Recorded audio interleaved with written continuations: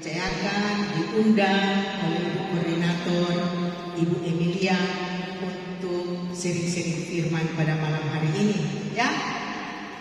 Belum semua kenal saya, ada yang sudah kenal, ada teman dulu-dulu juga, ada Ibu Evi saya lihat di belakang. Jadi perkenalkan, nama saya sehari-harinya dipanggil Vera. Kalau saya bilang nama lengkap nanti lupa. Nama saya Vera, sudah punya seorang suami, 3 orang putra putri dan 2 cucu. Pekerjaan saya sehari-hari melayani di rumah, dan yang di luar rumah adalah melayani di paroki dan komunitas karismatik. Cukup ya, Pastor?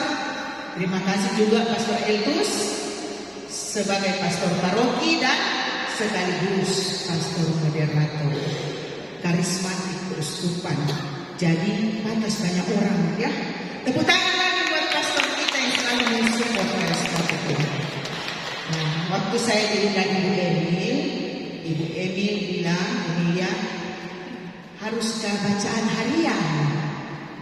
Saya bilang sudah menjadi kebiasaan saya kalau saya diminta diundang seperti acara seperti ini, saya cari gampangnya mencari di kalender liturgi. Lebih gampang daripada saya pusing cari-cari apa, ya. Karena saya mengikuti kalender liturgi, jadi saya lebih suka cari. Biasanya juga ada PD kasih kita tema. Nah, kalau dia kasih tema, kita yang pusing cari bacaan di mana, ya. Jadi saya mengambil bacaan liturgi hari ini, ya. Dan saya mengambil tema terinspirasi dari bacaan Matius 5 ayat 34 sampai 38, bahwa kita semua tahu temanya malam ini. Ibu Koordinator pasti tahu, Pastor Eltus pasti tahu, karena pastor yang kirimkan saya pelayannya bukan Ibu Emilia, pastor paroki yang kirim ke saya. Apa tema kita pada malam hari ini? Mencintai musuh. Gampang tidak mencintai musuh? Susah. Stop dulu sampai sini. Kita baca dulu firman-Nya. Semua sudah siap? Kita baca bersama-sama, ya.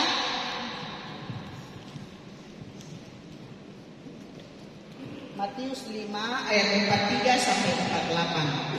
Sudah siap? Bisa bergantian kiri kanan? Sudah siap? Oke. Dimulai dengan sebelah kiri saya. Matius 5 43 sampai 48. Ayo sebelah kiri saya ini. Mulai 3, 2, 1. Kamu telah mendengar kamu telah mendengar yang difirmankan. Ya, di sini ya. Yang ini, yang mulai di sini. Sebelah kiri saya sini. Ada yang siap? Coba dibacakan. 3, 2, 1. Kamu telah mendengar yang difirmankan. Kasihilah sesama manusia dan bencilah musuh.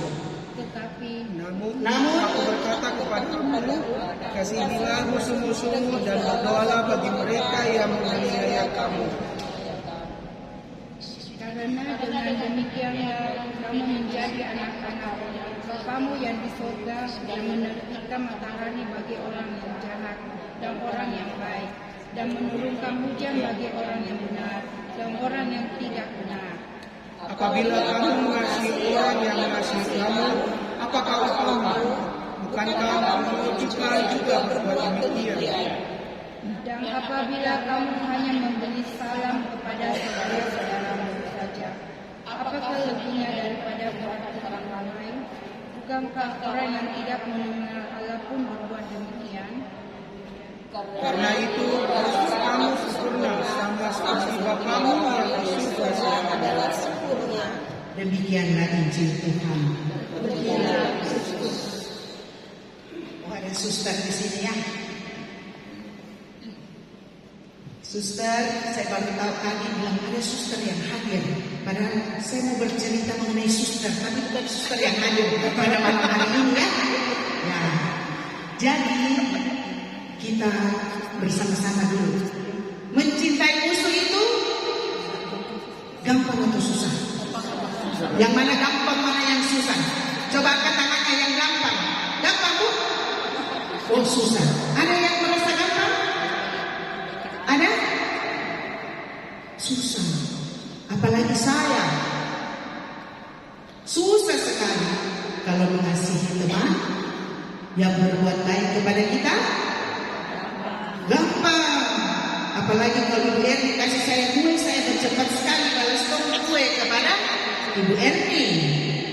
Kalau Ibu Erni kirim kue lapis kepada saya bayar balas kue panada. Ya, jadi itu gampang sekali. Kita mau berbuat baik kepada orang yang berbuat baik kepada kita, gampang sekali. Kalau Pastor Elvis bilang ada 3 tipe manusia yang biasa dilakukan. Saya juga punya 3 tipe. Saya bawa 3 hadiah. Ya, 1, 2, 3. Tapi orang Asisi dilarang menjawab. Orang Asisi dilarang menjawab, termasuk Pastor Elvis dan Ibu Koordinator. Ya, aturan mainnya begitu ya. Menurut Bapak Ibu, ada tipe-tipe musuh. Saya 3. Ada 3 tipe musuh. Coba. Siapa? Suster jangan dijawab suster deh. Nanti lagi ada waktu suster. Coba ada yang jawab 3 tipe musuh. Musuh dalam selimut. Ya? Yang pertama apa? Yang asli aku menjawab Berni. Ini di luar Pastor Paroki, koordinator PD Sudiang dan anggota PD dari Asisi. Ayo Bapak Ibu, dengan suster apa bu? Musuh dalam selimut. Tunggu dulu ya, siapa lagi? Saya mau cari 3, saya mau sortir. Ya? Aku bisa bantu tolong satu Pak Siti tolong Ibu. Tadi musuh dalam selimut saya mau sortir mana yang paling tepat. Ya. Apa yang kedua? Coba berbuka 2.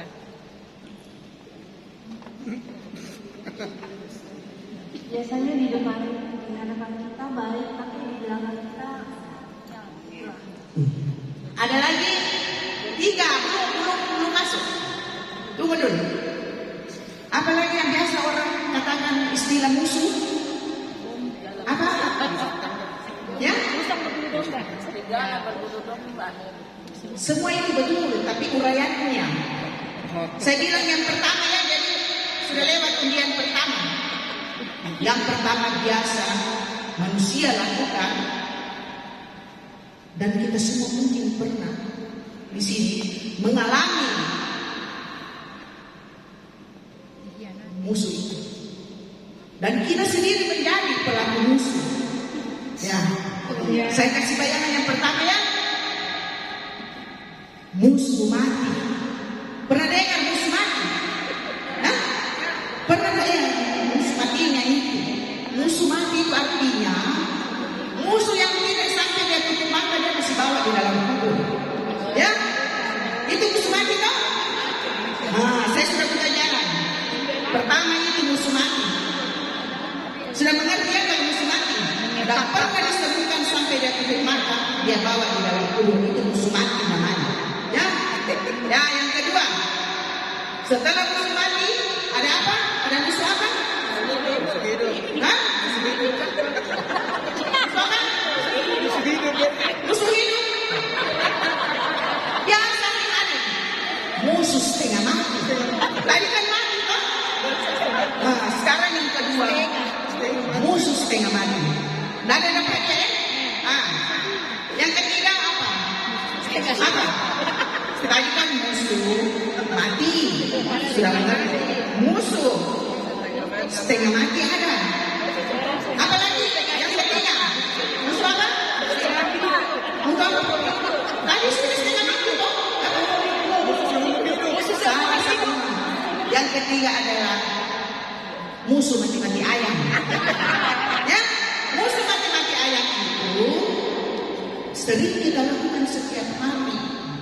Ya, kalau musuh mati itu saya rasa tidak ada yang musuh mati dan pastor paroki kan? Saya rasa yang datang malam ini tidak musuh mati dan pastor paroki. Ya, tidak ada toh? Tidak ada umat yang musuh mati dengan pastor paroki. Karena kalau umat musuh mati dengan pastor paroki, dia tidak bisa komuni. Toh? Ya, jadi itu saya membaginya dalam 3 ya. Musuh mati, musuh setengah mati, dan musuh mati-mati ayam. Saya dulu waktu saya umur 18 tahun, setelah saya tamat sekolah, kan background saya itu keluaran dari paramedis. Jadi saya waktu tamat di Stella Maris, saya di OK, tugas di OK. Jadi begitu bapak saya panggil pindah ke Manado, sebelum masuk di tempat kerja lain, saya dititip di rumah sakit Gunung Mania. Itu bisa bilang, bos saya itu kepala perawatan, itu Suster Diana. Ya, Suster Diana, tidak usah saya sebut namanya. Suster kasih tahu karena dia bekas bos. Jadi waktu saya kerja di situ, saya pindah posisi yang sama. Saya masuk juga di OK, kamar operasi. Jadi waktu berjalannya waktu 6 bulan, bapak saya datang di asrama. Dia bilang, saya mau pensiunkan. Biasa dulu kalau PLN itu kalau ada bapaknya di PLN, pasti anaknya turun-temurun ada toh di PLN. Dia bilang, ada penerimaan, saya mau pensiun. Kebetulan suster yang di poliklinik PLN itu mau pensiun. Maka menghadaplah saya ke suster. Sebab suster, nanti bulan depan saya sudah tidak kerja lagi, saya mau pindah di poliklinik. Hei, heran, kalau saya tahu kau begitu, saya kasih tugas bangsa. Wah, sakit hati. Waktu itu belum ada karismatik, saya belum ikut karismatik. Ya. Sampai saya menikah, saya masih ingat kata-katanya itu suster. Jangan bilang setelah saya menikah, sampai sekarang masih membekas. Jadi waktu asal saya ketemu itu suster, wah saya lari. Saya tidak mau lihat mukanya. Ya, saya tidak mau lihat mukanya.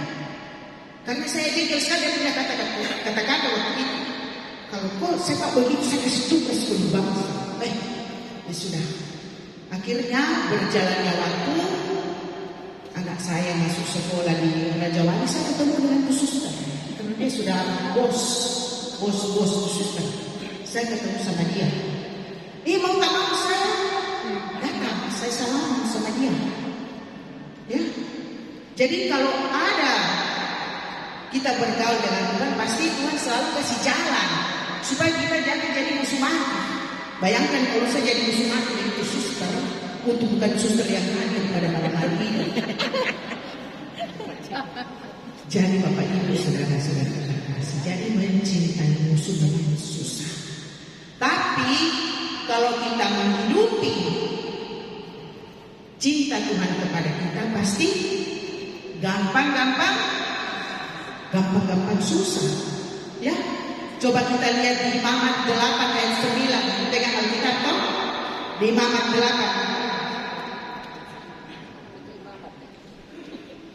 Ada Imamat 19 ayat 8. Kasih main dulu aja. Imamat 19 ayat 8. 19 ayat 8. Imamat 19 ayat 8. Kasih kuat-kuat kok. Masih anak muda. Siapa yang memakannya akan menanggung kesalahannya sendiri. Karena ia telah mencemarkan apa yang kudus bagi Tuhan, orang itu harus dilenyapkan dari bangsanya. 19 ayat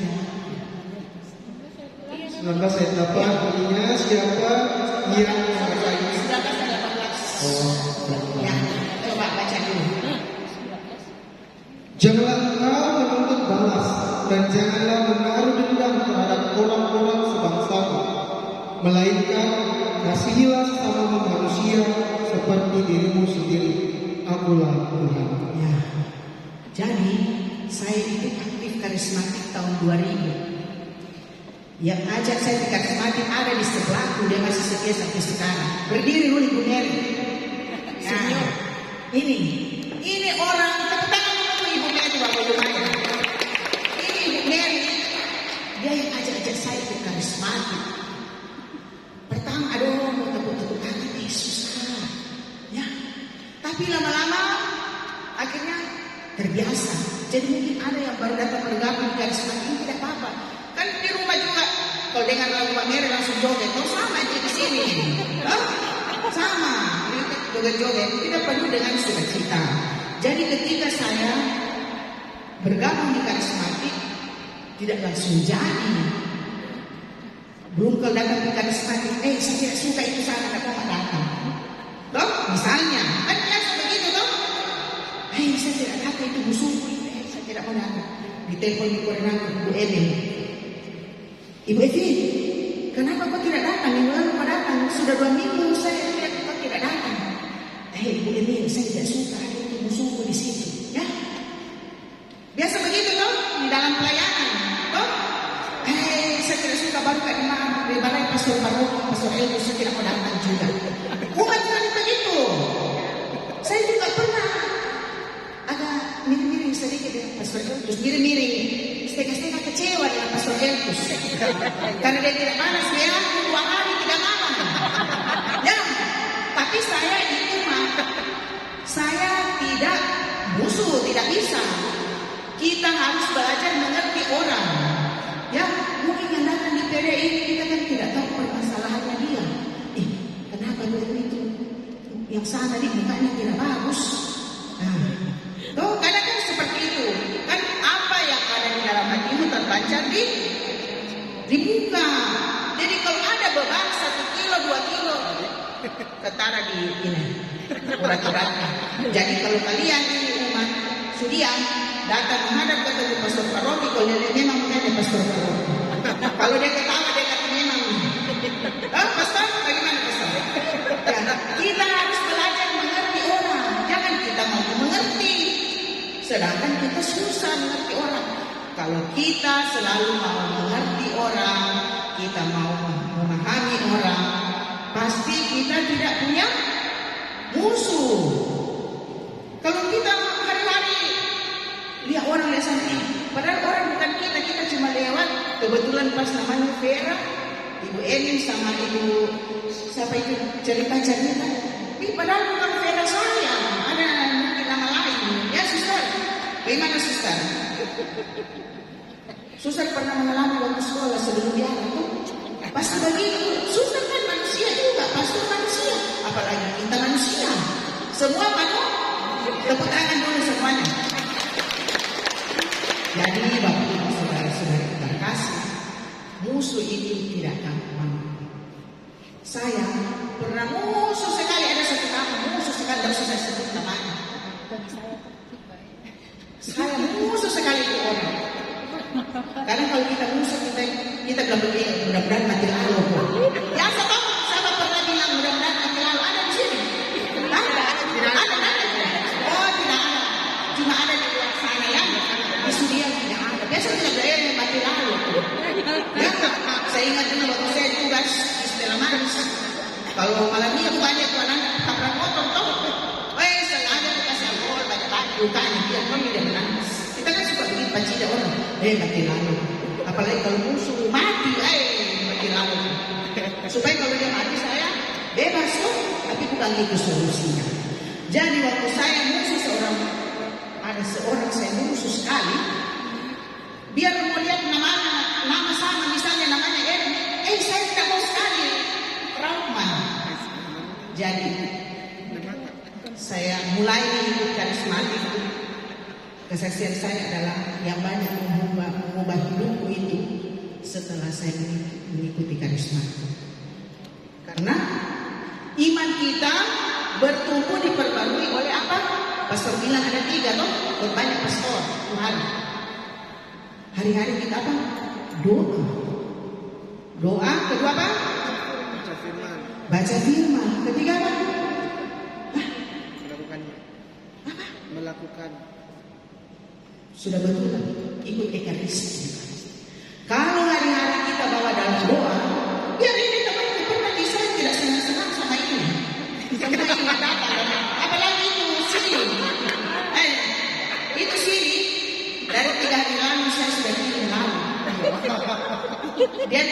balas-balas ya, saya dia tidak mau meeting, dia tidak mau datang.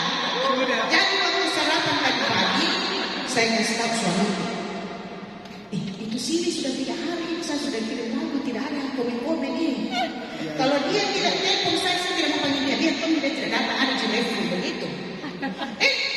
Sore jam berapa dia telepon? Jam 4. Jam 4 atau jam 3 mau telepon? Jam 3 dia telepon. Nanti begini, saya langsung ke sana dan ke sini. Dia mau datang. Puji Tuhan, tepuk tangan dulu. Itu karena saya mempunyai belas kasih kalau saya tidak mau saya sudah nanti. Tapi saya tidak marah di situ. Itu sih dia tidak diam-diam sudah biar pokoknya RI sudah latihan lagu-lagunya saya tidak usah. Saya tidak usah kalau dia tidak hubungi saya. Ternyata itu Roh Kudus konek. Saya bicara pagi, siang jam 3 barangkali ini atau jam 2. Dia hubungi saya kalau dia mau datang supaya naik ke motor sendiri lagi di sini. Akhirnya dia langsung ke di sini ya. Jadi waktu saya kembali ya, waktu saya musuh itu orang, tiap kali saya bawa nama dalam doa. Sebab Tuhan, kenapa itu orang begini dan begitu? Tidak usah bilang di sini lah. Selalu saya bawa dalam doa. Tetapi ketika saya berdoa, seperti suara hati saya bilang, kau punya masih kecil, saya punya lebih besar. Ya, ini salib dari gereja besar kok. Di rumahnya kita punya salib, ada salib besar seperti di gereja? Tidak ada kok. Kalau di gereja besar salibnya, karena semua salib umatnya ditanggung di situ. Ya, kita cuma punya salib yang kecil. Ya, jadi saya bawa dalam doa. Saya bawa dalam doa. Sampai kalau saya ikut misa, saya bawa juga di sini. Kalau Ekaristi pasal konsentrasi, saya sebut namanya itu orang. Saya sebut nama itu orang. Sudah. Tapi saya susah memaafkan dia. Akhirnya berjalan waktu, Tuhan pertemukan saya dengan dia. Jadi kalau kita ada niat baik, kalau kita sudah bawa dan rumah, saya mau, kenapa itu orang begitu? Ada niat baik untuk merubah hidup kita, pasti Tuhan tunjukkan jalan. Dia ketemu saya di mall. Bukan saya yang tegur dia yang tepuk saya punya belakang. Langsung saya bersahabat. Jadi kalau kita ada beban, ada apa, ada musuh-musuh yang kan, kita kalau lihat teman, kita bisa tahu ini orang senang dengan saya atau tidak. Kita bisa baca. Biar Pastor Ernest bisa tahu dia senang dengan saya atau tidak. Kita bisa tahu, ya. Apalagi kalau teman akrab toh, misalnya saya sama Ibu Erdi. Kenapa nih Ibu Erdi ini kalau ketemu saya seperti aneh-aneh di mukanya? Kalau saya hidup di dalam tubuh, Ibu Erdi, kenapa kau begitu dengan saya? Kenapa kau tak begini? Ibu Erdi bilang, kemarin kau bilang saya begini toh sama Ibu Mary dan Ibu Rini toh, begitu kan? Minta maaf, saya tidak maksud begitu, ya. Jadi kalau kita bergaul dengan Tuhan, berelasi baik dengan Tuhan, baca doa, merenungkan firman Tuhan, apalagi di Ekaristi, pasti kita gampang untuk baikkan dengan teman, tidak jadi musuh mati, tidak jadi dua musuh setengah mati. Jadi mau pilih musuh yang mana di sini? Tidak ada. Nah, ada 1, 2, 3. Masa? Nah, kalau musuh mati-mati ayat itu biasa, normatif di kita. Oh, begitu. Itu sudah begitu. Lukanya cepat sembuh. Ya, lukanya cepat sembuh karena apa? Kita bergaul dengan doa, dengan firman Tuhan, dengan Ekaristi. Pusat hidup kita adalah kepada Ekaristi. Karena di dalam Ekaristi kita ada apa? Ada persatuan dengan tubuh Kristus. Saya dulu kalau di gereja tidak begitu, yang penting saya sudah masuk gereja, saya tanya anak kopi makan di mana sebentar pulang gereja. Selalu begitu. Tetapi setelah itu setelah saya ikut karismatik, saya sebelumnya itu pergi misa hanya sebagai suatu kewajiban, bukan saya punya kebutuhan. Yang penting saya sudah datang di gereja, pastor lihat saya datang di gereja, ya seperti itu. Tetapi kalau kita betul-betul ada kebutuhan, ada mau bersatu dengan tubuh Kristus pasti kita akan cepat yang begitu. Ada musuh tapi tidak banyak, ya. Tapi salah-salah paham. Tapi kalau kita mau jadi pengikut Kristus, kita harus apa? Kita harus taat kepada perintah-perintahnya. Memang tidak gampang taat kepada perintahnya, tapi kan Tuhan bilang, kalau engkau mengasihi aku, apa wujudnya? Kita harus mewujudkan ke sesama kita. Minggu lalu di Sudiko, temaku cinta segitiga. Jadi itu cinta segitiga Tuhan. Saya baru sesama. Tuhan bilang, kau cinta sama saya, tapi mana wujudnya kamu? Ketika kita mau buat persembahan, tinggalkan persembahan. Pikul cari dulu suamimu, berdamai dulu dengan suamimu, berdamai dulu dengan istrimu, berdamai dengan anak-anak, berdamai dengan temanmu. Seperti begitu kan? Nah, jadi Bapak Ibu, saudara-saudara kita kasih, kalau kita mau mencintai musuh, kita harus memiliki 3 poin tadi. Apa tadi? Apa 3 poin tadi? Coba, supaya hadiah laku. Siapa? 3 poin? Hah? Satu orang satu dulu. Siapa? Siapa lagi? Oke, Ibu Nika, dengan kau 3 ibu nah. Siapa lagi satu? Bapak-bapak. Bapak-bapak. Hah? Siapa lagi? Siapa cari 3 orang? Apa poinnya? 3. Supaya kita bisa mencintai musuh. Ya? Apa? Ya. Jadi ingat yang sampai apa dia tadi? Berdiri dulu. 1, 2, 3. Supaya Ibu Nika tahu orangnya. Ya? Sama itu aku ya. Ya. Jadi poinnya supaya kita gampang memahami musuh, mencintai musuh, poinnya 3. Yaitu pertama doa, baca firman Tuhan, dan ekaristi. Oke? Beri kemuliaan bagi nama Tuhan. Nah, Bapak Ibu, saudara-saudara kita kasih, memang mencintai musuh itu sulit. Tetapi ketika kita merasa cinta Allah lebih besar kepada saya, seperti yang dikatakan di dalam Yohanes 3 ayat 16. Karena begitu besar kasih Allah akan dunia ini, sehingga Dia telah mengaruniakan anaknya tunggal. Supaya apa? Supaya setiap orang yang percaya kepadanya tidak binasa, melainkan kita undang kita semua bangkit berdiri.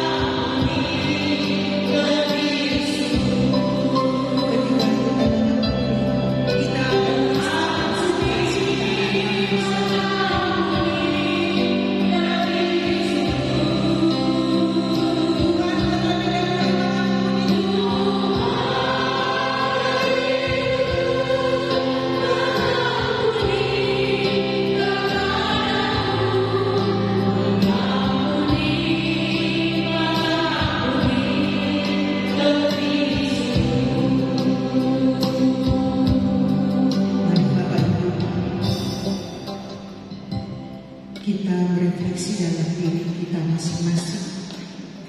Seberapa jauh cinta saya kepada Tuhan? Apakah selama ini kita pernah menyadari kehadiran musuh di tengah-tengah kita? Itulah yang menguatkan imanku akan Tuhan. Apakah saya mau mengampuni musuh kita? Jangan kita menunggu musuh yang mau minta kita untuk berdamai, tetapi marilah dengan segala kerendahan kita terlebih dahulu mengampuni dia, sebagaimana Bapa sudah mengampuni saya terlebih dahulu. Mencintai musuh tidak mudah. Terkadang menjadi beban dalam kehidupan kita. Kita tidak memiliki sukacita damai sejahtera karena musuh selalu kita tempatkan di dalam hati yang terdalam. Untuk itu, saat ini kita tempatkan cinta Yesus di dalam hati kita yang terdalam, supaya kita boleh beroleh sukacita serta damai sejahtera.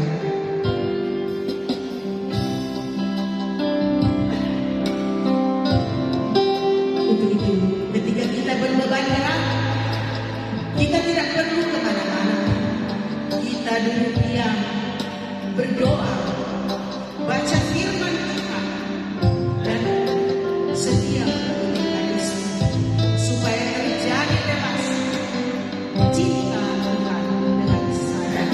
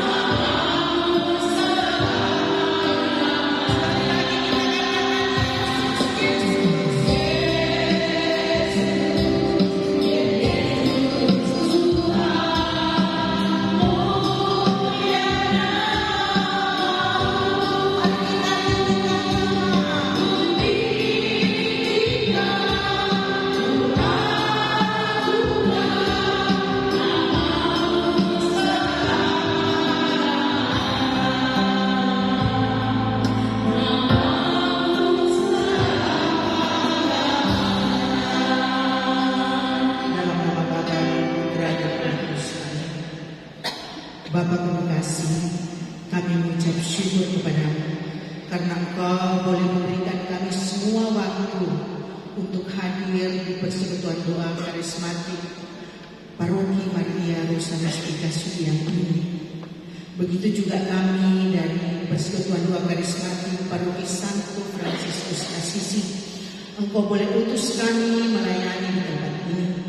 Kiranya ya Tuhan, apa yang kami dapatkan pada malam hari ini Tuhan, boleh menjadi suatu sukacita damai sejahtera yang tidak berlalu begitu saja di tempat ini Tuhan. Tetapi ketika kami pulang ke rumah kami masing-masing, kami boleh membawa sukacita serta damai sejahtera. Kami boleh mencintai musuh. Untuk itu kami mohon kekuatan roh ya Tuhan, karena di luar rohmu, kami tidak mampu mencintai musuh kami. Tapi kami yakin dan percaya Engkau adalah Allah kami, Allah yang setia. Kemuliaan kepada Bapa dan Putra dan Roh Kudus, kepada Allah sekarang selalu dan selamanya.